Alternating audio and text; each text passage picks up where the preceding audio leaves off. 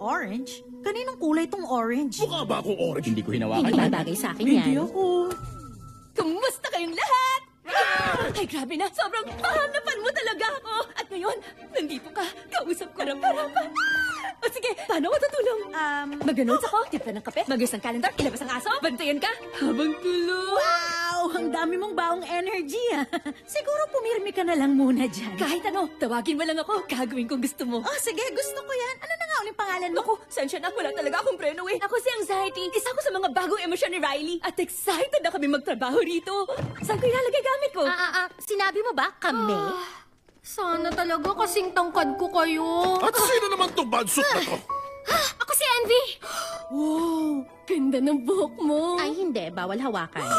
Ganda ng buhok niya! Ganyan dapat buhok natin. Ay, grabe yan. Gusto ko yung pula sa buhok mo. Bakit mo yun ginawa?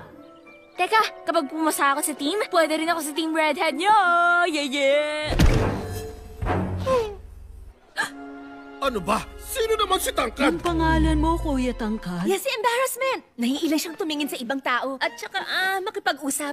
Pero sobrang bait naman niya. Sige, welcome sa headquarters, embarrassment.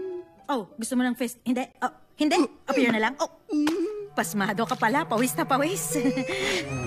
Teka, gusto mo bang sumama sa akin? Pakilala kita sa ibang Firehawks. Ang exciting naman. Pero wag tayo magpahalata na excited. Sige, pwede. Anong emosyon na naman yan? Yan si Anui. Ano ulit? Anui. O kung tawagin nila, boredom. Sama ka sa amin dito. Anwar. Tama ba yung sinabi ko? Anwa. Oh, hindi. Oh, nicknames. Nickname mo, Wiwi. No.